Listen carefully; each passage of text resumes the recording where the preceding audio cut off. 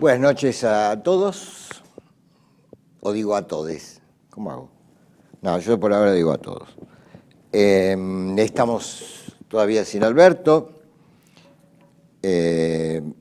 esperamos pronto poder seguir dialogando con él, un diálogo que para mí es tan gratificante y yo supongo que para ustedes también, porque Alberto y yo tenemos como formaciones distintas, entonces nos complementamos muy bien, porque no pensamos igual, nosotros no tenemos una formación común, ¿no?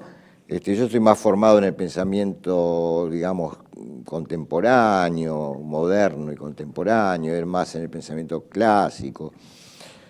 Así que nos complementamos maravillosamente bien. Bueno, pero esperemos pronto tenerlo de vuelta con nosotros. Habíamos hecho un programa sobre Spinoza y, claro, bueno, se hacen cortos, ¿no? En realidad se hacen cortos. Pero habíamos hablado ya de algunos temas, ¿eh? Habíamos empezado a explorar su filosofía, ¿no es cierto? Habíamos hablado de la sustancia, habíamos hablado de los atributos, habíamos hablado de los modos, y estábamos empezando a hablar de lo humano. Es decir, con el tema de los atributos y los modos, Spinoza evita el problema de tener que vincular una cosa con la otra, que habíamos dicho era el problema que se le presentó a Descartes. Separa el alma del cuerpo, el dualismo cartesiano, separa por completo, ¿no?, una cosa de la otra y después no sabe conjuntarlos. Spinoza trata de sortear ese problema planteando que los atributos expresan la totalidad de la sustancia. Entonces, todo se puede pensar como el devenir del pensamiento. Todo se puede pensar como el devenir de los cuerpos. Ahora, entre los cuerpos y los pensamientos no hay relación. Claro, no hay relación porque cada uno de los atributos, bajo los cuales caen los modos, expresan la totalidad de lo que es. Entonces, son perspectivas posibles, y hay infinitas otras que no son accesibles a nosotros los humanos, pero cada una de esas perspectivas expresa la totalidad de lo real. Por lo tanto, no hay relación entre cuerpos e ideas, que son los modos, en cada caso, del atributo, bueno, de la extensión, los cuerpos, del pensamiento, las ideas. Por lo tanto, no existe problema de la relación, pero lo que hay es un paralelismo, lo que se llama el paralelismo psicofísico, que está planteado en la proposición 7 de la segunda parte, donde la proposición reza que el orden y la conexión de las ideas es el mismo que el de las cosas.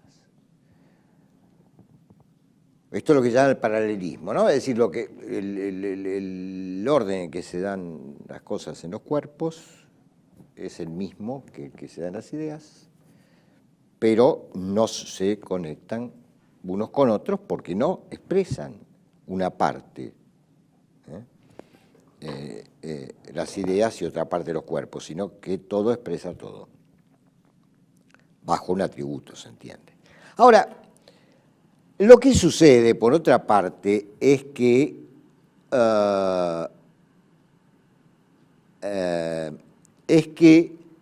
bueno, porque el tema es este, ¿qué es el alma humana, digamos, para Spinoza?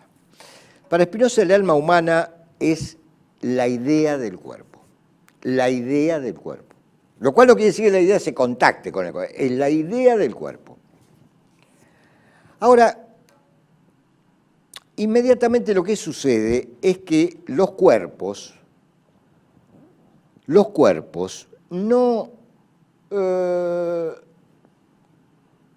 los cuerpos existentes no se presentan en el orden que es propio de lo real. Aparecen aislados estos cuerpos, ¿no? Como dice Spinoza, como conclusión separada de sus premisas. Quiero decir, yo no nazco dentro del orden universal en el lugar preciso en que estoy inscripto en ese orden. Supuesto que es un orden universal que Spinoza, como buen racionalista, lo supone. Sino que nazco en un barrio de San Telmo, tuve la madre que tuve, el padre que tuve o que no tuve, la hermana que tuve, fui al colegio Juan de Garay, etc. Es decir, que los cuerpos, y por lo tanto las ideas, paralelamente, sin tocarse, pero siguiendo un mismo orden, no siguen el orden natural, el orden que es propio de lo real, sino del azar de los encuentros. Porque cada cuerpo o cada alma, que es la idea del cuerpo, están, si se quiere, separados del orden, o es como si ese orden se fracturara, estallara, digamos, y tenemos los cuerpos tal como el azar de los encuentros decidió que se vinculasen. Entonces, las ideas, porque no es una sola, sino las ideas que configuran el alma, finalmente, lo que se llama el alma, son las que tienen que ver con las afecciones que ha sufrido ese cuerpo. Y las afecciones que ha sufrido ese cuerpo no son las que le son propias dentro del orden universal, sino las que le han tocado por azar en este estallido de los seres finitos, cuerpos o ideas, en mil pedazos, en millones de pedazos. Por lo tanto, estas ideas que tienen que ver con las afecciones del cuerpo, las que me han tocado, las que le han tocado a cada quien por azar, van a ser necesariamente inadecuadas. Las ideas inadecuadas son ideas, como, vuelvo a decirlo, mutiladas, digamos, ¿no? Separadas de sus premisas, conclusiones separadas de sus premisas. Es decir, que el alma en cada uno de nosotros surge como un atiborramiento de ideas inadecuadas. Además, él señala en el escolio de la proposición 17 de la segunda parte algo muy interesante, ¿no? Él dice, en un pasaje, habla de Pedro y Pablo, digamos, que lo que Pablo piensa de Pedro tiene más que ver con el modo como ha sido afectado por Pedro que con la naturaleza misma de Pedro. Es decir, que nosotros, en general, las ideas que nos hacemos de las cosas tienen que ver con cómo hemos sido afectados por ellas, en qué momento, de qué manera, etcétera, etcétera. De ahí también la inadecuación de estas ideas, que tiene más que ver con cómo nos pegaron las cosas, digamos, que con algo distinto, ¿no? Es decir, que con la verdadera naturaleza de las cosas, ¿no?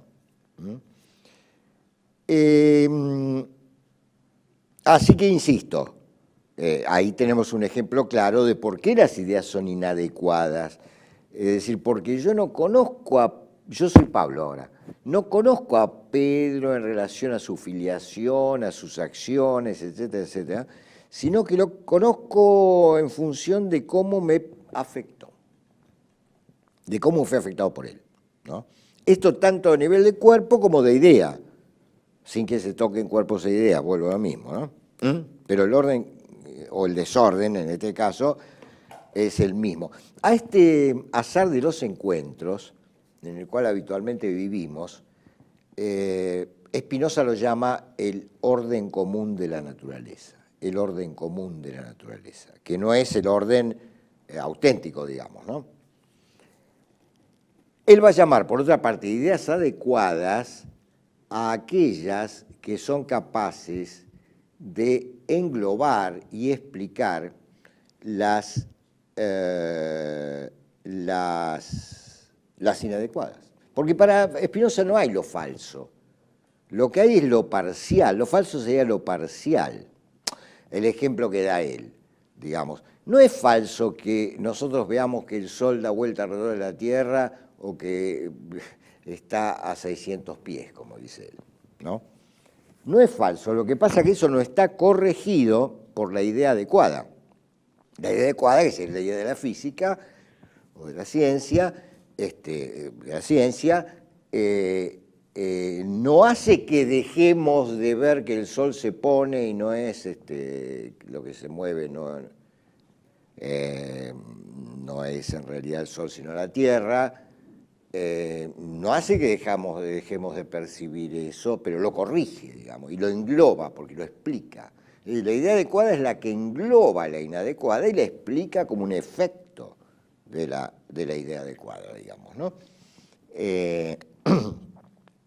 Así que las ideas adecuadas son aquellas que conocen la verdadera causa de los fenómenos y por lo tanto pueden englobar como parte suya la idea inadecuada, la idea errónea, digamos, ¿no? Bien, pero un capítulo fundamental en esto lo constituye el tema de los afectos. No todas las afecciones generan afectos. El afecto es fundamental en Spinoza.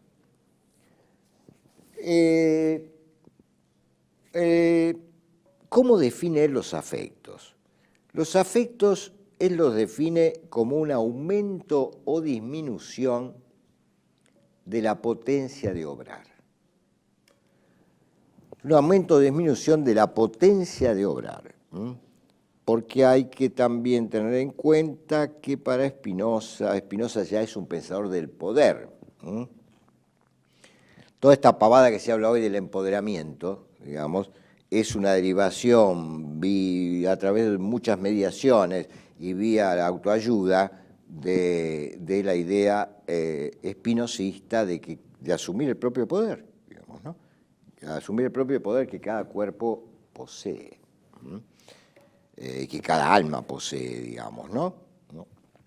Es decir, que siempre, ¿qué somos cada uno de nosotros? Somos un quantum quiere decir una cantidad indeterminada, un quantum de poder, un quantum de poder. Poder de obrar, habla, ¿no es cierto? Poder de obrar, pero a la vez él nos separa el poder de obrar del poder de pensar. Dios, lo absoluto, la sustancia, en tanto obra, piensa, en cuanto piensa, obra. Digamos, ¿no? Entonces, los afectos, como decíamos, son representan un aumento o una disminución de la potencia de obrar.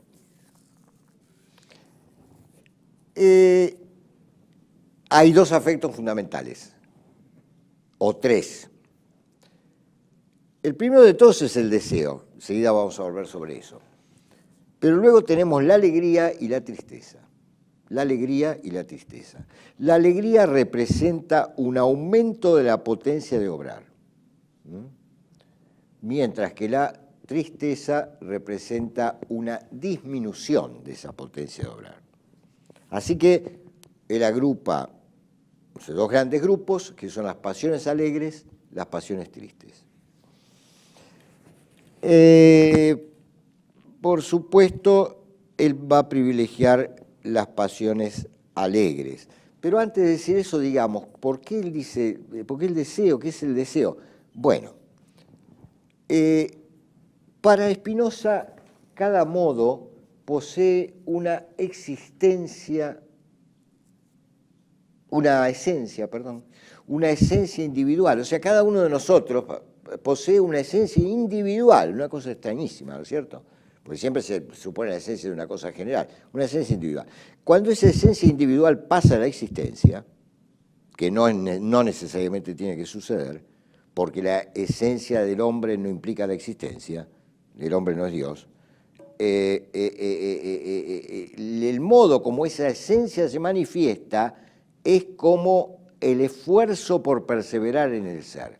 A ese esfuerzo por perseverar en el ser, que es la traducción existencial de la esencia de cada quien, digamos, y que nadie sabe cuál es la cantidad de poder que le corresponde, la potencia que le corresponde, digamos, se traduce como el esfuerzo por perseverar en el ser. Enseguida vamos a seguir hablando de eso tan importante que es el famoso conatus espinosista.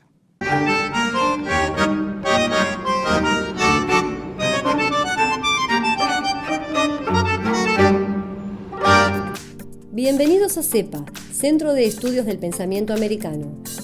Nuevo sitio web de cursos de formación en política, filosofía, historia, literatura, geopolítica, religión, psicología y más. Cursos de formación que reflejan el verdadero pensamiento americano.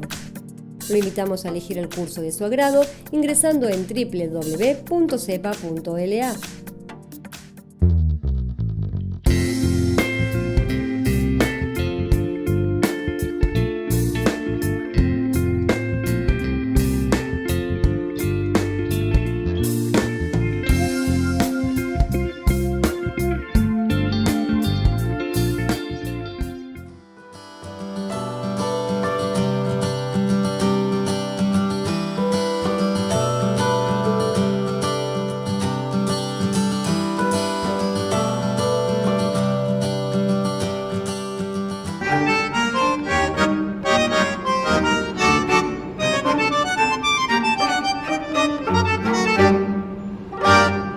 Bien, hablamos recién de los afectos en Spinoza, una cosa fundamental, ¿no?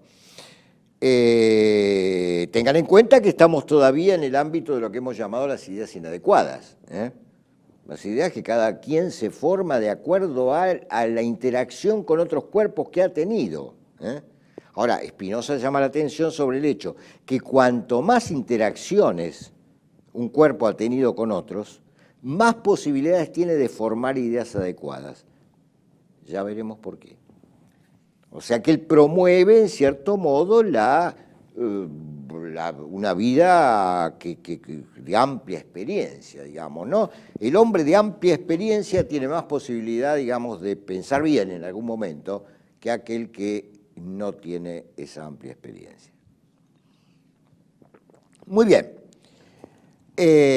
Por supuesto, entonces, toda relación dentro de este ámbito que él llama la primera forma de conocimiento, el conocimiento imaginario, las ideas inadecuadas, conocimiento imaginario, primera forma de conocimiento,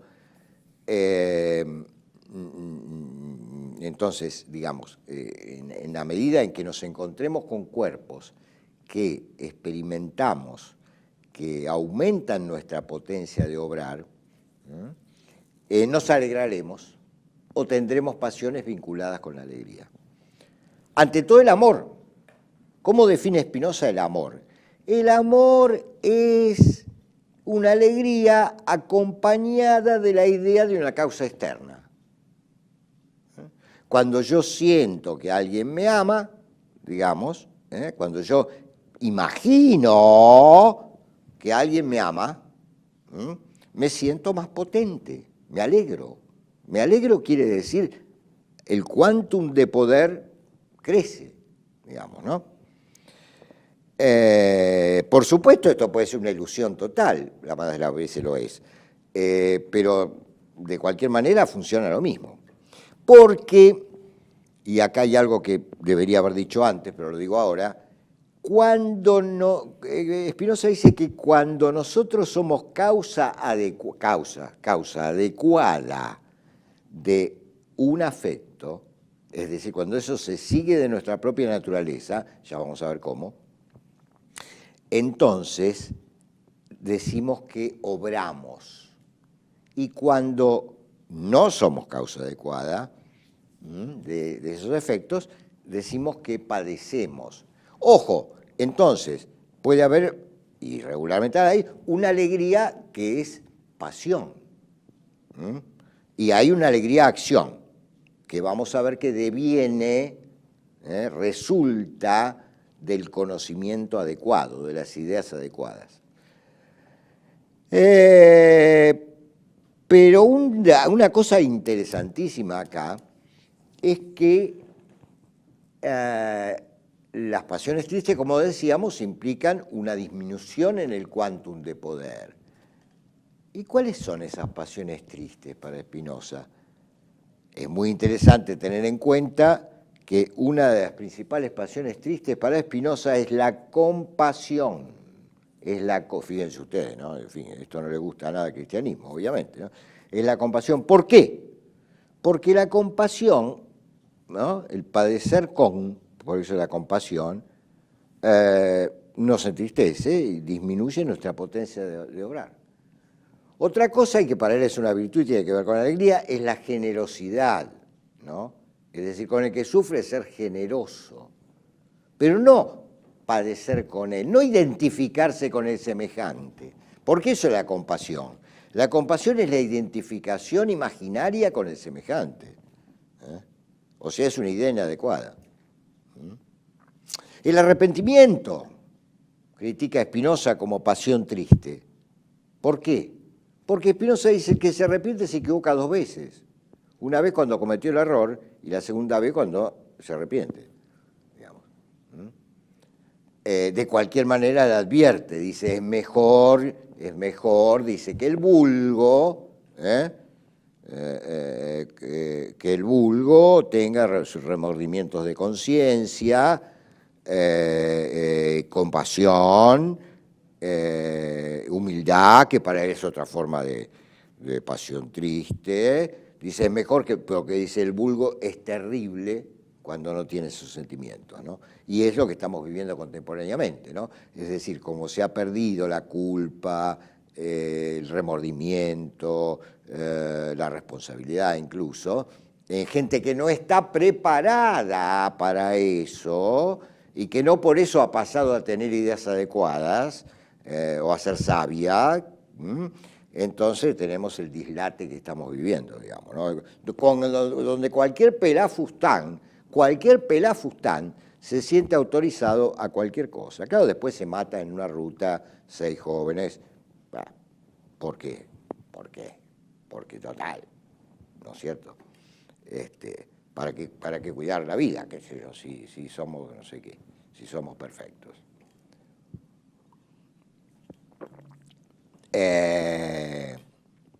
Y ahí estamos, ¿no? El vulgo, cuando pierde esa dimensión de las pasiones tristes, cuando pierde la dimensión del arrepentimiento, de la culpa, de la compasión, es terrible, ¿no? Por eso dice Spinoza, los profetas han recomendado tanto esto, dice, pensando en las grandes mayorías, digamos, ¿no?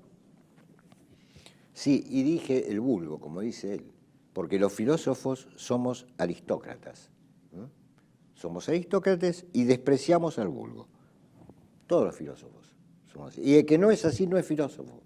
Esto es así. Lean cualquier filósofo y van a ver que siempre el filósofo marca una diferencia entre la aristocracia del espíritu y el vulgo. Nosotros representamos la aristocracia del espíritu. Y al que no le guste lo que estoy diciendo, siempre lo puede ver en video a Darío Stenreiber. Se lo recomiendo. Bien, entonces, ¿qué importancia tiene todo esto? La importancia que tiene es que las pasiones, todavía estamos hablando de las pasiones alegres nos pueden conducir a pasar al segundo grado de conocimiento, que es el conocimiento racional, como lo llama Spinoza, que tiene que ver con una noción estoica que es la de las nociones comunes. Es decir, que, por supuesto, lo que me da alegría es aquello donde encuentra mi cuerpo, vamos a verlo en términos de cuerpo, lo podemos ver en términos de ideas, pero nunca mezclar. Es cuando cierta configuración de un cuerpo, los cuerpos son para Spinoza una conjunción de movimiento y reposo, extensión cuyas partes son están compuestas por movimiento y reposo. Cuando una conjunción de movimiento y reposo entra en empatía con otra conjunción de movimiento y reposo que me constituye. O sea, porque un cuerpo humano para Spinoza está compuesto por infinito o indefinida cantidad de cuerpos simples, ¿no? Cuando hay congruencia, digamos, entonces se experimenta ese aumento en el quantum de poder, todavía como pasión, pero eso me da la posibilidad, me da la oportunidad de concebir lo que hay de común entre el otro cuerpo y el mío. Cuando concibo estas similitudes y diferencias, empiezo a entrar en lo que él llama el conocimiento racional, digamos. Esto significa que solo a partir de la alegría es posible ascender a un grado superior de conocimiento, nunca a partir de la tristeza. Nunca a partir de las pasiones tristes, siempre solo a partir de las pasiones alegres. Por eso, Spinoza, entre otras cosas, va a decir, contrariamente a Platón, que la filosofía no es una preparación para la muerte, sino que es una celebración de la vida. Y por eso va a decir también que la virtud es poder. La virtud para Spinoza es poder. Y en relación con esto tenemos que decir justamente que la mayor tristeza sería la muerte, digamos, ¿no? Donde disminuye al mínimo, digamos, la potencia de obrar, que está siempre alimentada por ese esfuerzo, por ese conatus, por ese esfuerzo de mantenerse en la existencia. La muerte siempre tiene que ver con un mal encuentro. ¿Qué es para Spinoza la muerte? Es un mal encuentro. Es el encuentro de un cuerpo con otro cuerpo que lo descompone su estructura, digamos, su composición. La muerte nunca viene de adentro, porque la esencia puesta en la existencia, que eso es lo que es cada uno de nosotros, una esencia individual, como decíamos antes, puesta en la existencia, y el reflejo de eso es el esfuerzo por perdurar en el ser, no marca la duración, no marca la duración de un cuerpo. La esencia no tiene inscripta en cada uno de nosotros, no tiene inscripto el tiempo que vamos a durar. Duraremos más o menos según la calidad de los encuentros. Y ahí está el papel del Estado para Spinoza. ¿Cuál es el papel del Estado para Spinoza? El papel del Estado, recuerden que todavía en ese momento no se distinguía entre sociedad civil y Estado, eso recién con Hegel en la teoría política se distingue, ¿no? O sea que la constitución de la sociedad, el contrato social, digamos, y la construcción del Estado eran una y la misma cosa para el pensamiento moderno, muy atrasado con respecto a la realidad, ¿no? En verdad, porque todavía está el modelo de la polis, que fue muy pregnante, ¿no? Estaba muy pregnante en la filosofía política hasta muy tarde, ¿no? El primero es Hegel, que distingue la sociedad civil, que sería la sociedad de los intereses, digamos, del Estado, ¿no? A pesar de que en la realidad eso existía hacía mucho, pero bueno, muy bien. ¿Para qué existe la sociedad o el Estado en Spinoza? Justamente para limitar la cantidad de malos encuentros. La función del Estado es evitar, porque en el fondo era un joveziano en ese aspecto que pensaba que en estado de naturaleza, ¿no es cierto?, se da la lucha de todos contra todos, y en esa lucha de todos contra todos, evidentemente, las posibilidades de sobrevivir son mínimas, ¿no? O sea que, dicho de otra manera, que la posibilidad de malos encuentros son máximas, ¿no? Entonces el Estado tiene por función limitar la cantidad de malos encuentros, digamos. Ahora, otra cosa que no hay que hacer, según Spinoza, es confundir esta duración indefinida del existir, que alguna vez se terminará, porque Spinoza señala siempre, por fin, todo cuerpo se encontrará con otro cuerpo que su composición hará descomponer el cuerpo 1, del que hablamos primero, ¿no? O sea que la muerte es inevitable, pero no está marcado cuándo, ¿no? Pero lo que no hay que hacer es confundir, señala Spinoza, la eternidad con esta duración indefinida del existir, que creo que es otra confusión actual, ¿no? La gente cree o concibe la eternidad como durar lo más posible, digamos, ¿no? O en lo posible ser eterno sería durar todo el tiempo. No, la eternidad está fuera del tiempo. La eternidad no es tiempo. Por lo tanto, para Spinoza es posible experimentar la eternidad en vida, digamos, en vida, siempre que no la confundamos con la duración indefinida del existir.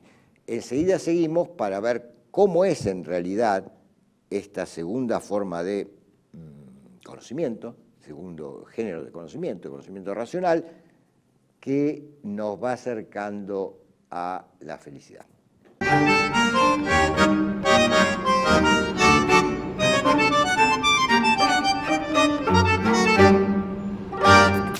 Bienvenidos a CEPA, Centro de Estudios del Pensamiento Americano. Nuevo sitio web de cursos de formación en política, filosofía, historia, literatura, geopolítica, religión, psicología y más. Cursos de formación que reflejan el verdadero pensamiento americano. Lo invitamos a elegir el curso de su agrado ingresando en www.cepa.la.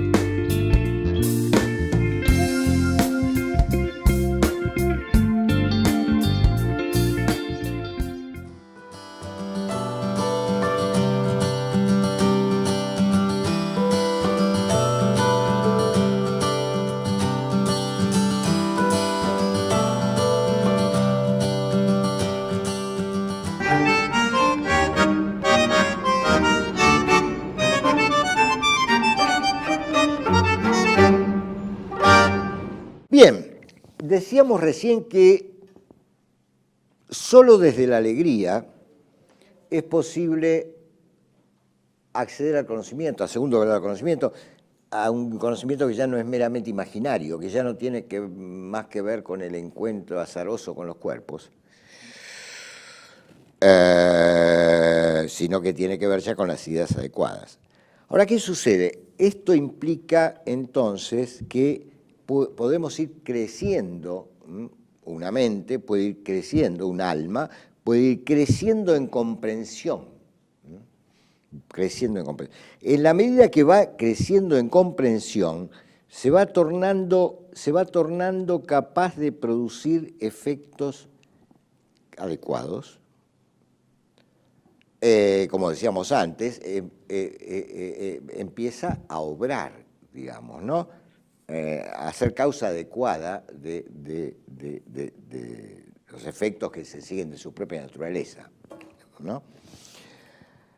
Y como para Spinoza no se puede separar el afecto de las afecciones, somos modos, ya lo dijimos, no somos sustancias.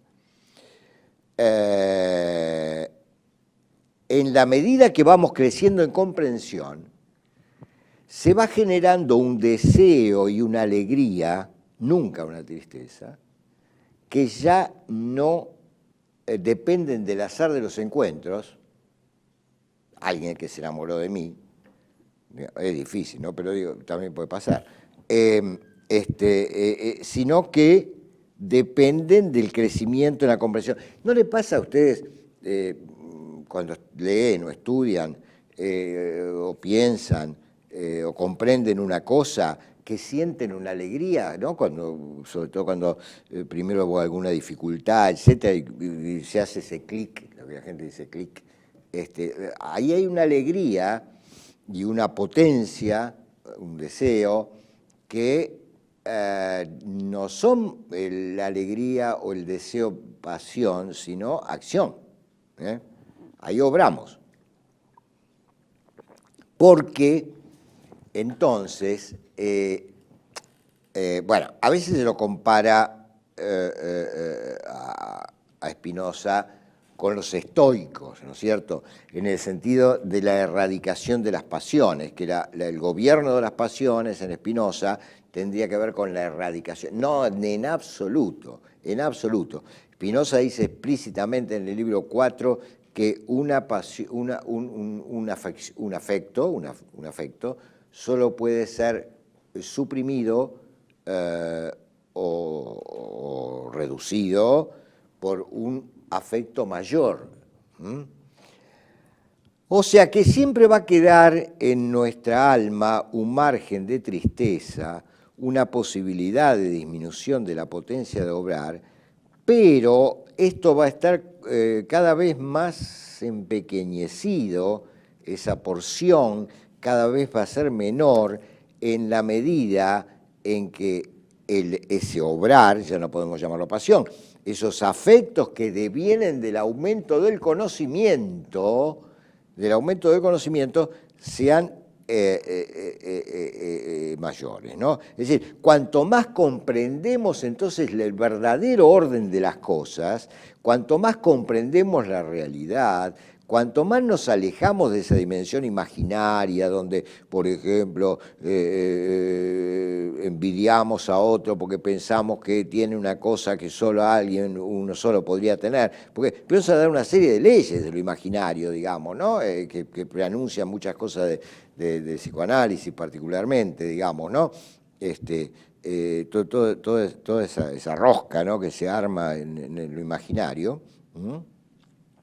Mientras que los bienes supremos están a disposición de cualquiera, ¿no? Entonces ahí desaparece. La envidia es una pasión triste, digamos. Ahora, si nosotros pensamos que la felicidad o el bien pasa por tener una Ferrari, y bueno, entonces el tipo que lo vemos pasar por la calle con la Ferrari, lo vamos a envidiar, digamos, ¿no? Y estaremos en una pasión triste. Y ahí nos quedaremos, ¿no? Ahí nos quedaremos, como se quedan muchos, ¿no? Amargándose la vida porque no tienen lo que suponen que el otro tiene, ¿no? Lo que suponen que el otro tiene. A lo mejor el otro tiene eso y está desesperado por tener otra cosa mayor y así sucesivamente. Una vida de mierda, va. Porque el tema es ¿no es cierto? El gran tema de la filosofía es tratar de no tener una vida de mierda, como tiene la mayoría de la gente. El vulgo. Vida de mierda.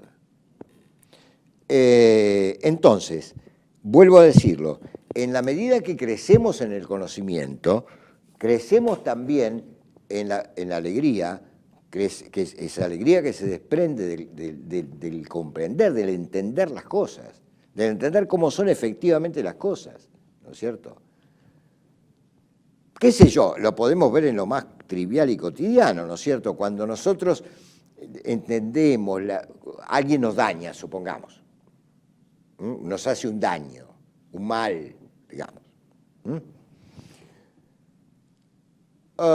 Si nosotros entendemos las causas que llevan a ese sujeto a actuar como actuó, obviamente esto contrarresta el odio que podemos sentir o cualquier otra forma de tristeza que nos pueda afectar.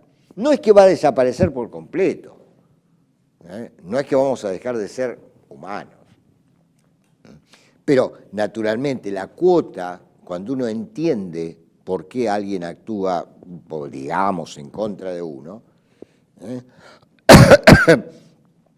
el daño se siente mucho menos intensamente y por ende la potencia de obrar, o sea, lo que es la virtud para Spinoza, virtud igual poder, virtud igual poder, virtud igual poder. Insisto, esto es lo que berretamente el vulgo llama empoderamiento, berretamente. Porque todos, señores y señoras, todo se berretiza en este mundo que vivimos, todo se berretiza. Es una fatalidad, digamos, ¿no? La fatalidad de la ilustración será, ¿no será mejor no saber ni leer ni escribir que esta educación a medias que hace que sepan manejar las computadoras y los teléfonos celulares sean cada vez más bestias? La barbarie tecnológica. Bueno, en fin. Tenemos que ir cerrando, pero decirles simplemente entonces que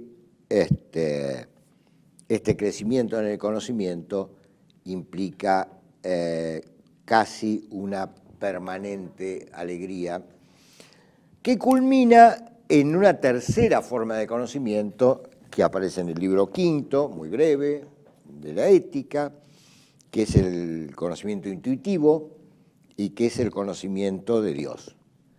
Pero el conocimiento de Dios no es el conocimiento de Dios, porque ya lo dijimos, ¿no? Dios no es una persona para Spinoza, Dios no tiene voluntad, es bueno, malo, todo esa ridiculez que es propia de la representación religiosa vulgar, no aparece aquí.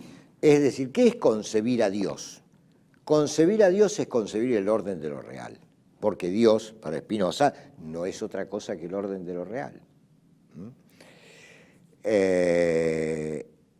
Entonces ahí llegaríamos a lo que Spinoza llama el conocimiento de la idea de Dios. Pero la idea de Dios es un modo infinito, yo eso no lo expliqué porque ya sin entrar demasiado en detalle, pero hay modos infinitos y modos finitos. Los cuerpos de las ideas son modos finitos, mientras que hay modos infinitos inmediatos. Entre los que en el caso de las ideas, el modo infinito inmediato es la idea de Dios. Es decir, que Dios se piensa a sí mismo bajo el atributo del pensamiento, está sometido al atributo del pensamiento. No es que se piensa a sí mismo en sí mismo, sino, bueno, por lo tanto, como esa idea de Dios está bajo el atributo del pensamiento y es un modo, aunque sea un modo infinito inmediato, es un modo, el hombre en el límite puede acceder a ello, a la idea de Dios. Accediendo a la idea de Dios, accede a Dios. Y es Dios en cierta forma, digamos, ¿no? Y volvemos un poco a Aristóteles, ¿no es cierto? Cuando Aristóteles dice que en la contemplación, el conocimiento contemplativo, en el pensamiento que se piensa a sí mismo, como dice Aristóteles, ¿no es cierto? El hombre no participa, tiene la misma vida que Dios. Solo, dice Aristóteles, que por momentos Dios goza de ese pensarse a sí mismo eternamente y sin descanso. En el caso nuestro solo es posible por momentos. Esa identificación con Dios en la idea de Dios, Spinoza lo llama en el libro quinto el amor de Dios, donde tenemos que tomar el de como genitivo subjetivo y como genitivo objetivo. O sea, es el amor hacia Dios, ¿no? Por parte nuestra, genitivo objetivo, genitivo subjetivo es el amor de Dios hacia quien llega a ese grado de sabiduría, digamos, que es el más difícil, naturalmente, ¿no? Y con esto damos por concluido este pequeño paseo, este pequeño acercamiento a Spinoza. Naturalmente, quien quiera profundizar en él debe leer la ética de Spinoza, encerrarse un par de años con ese libro, y eso es todo por hoy.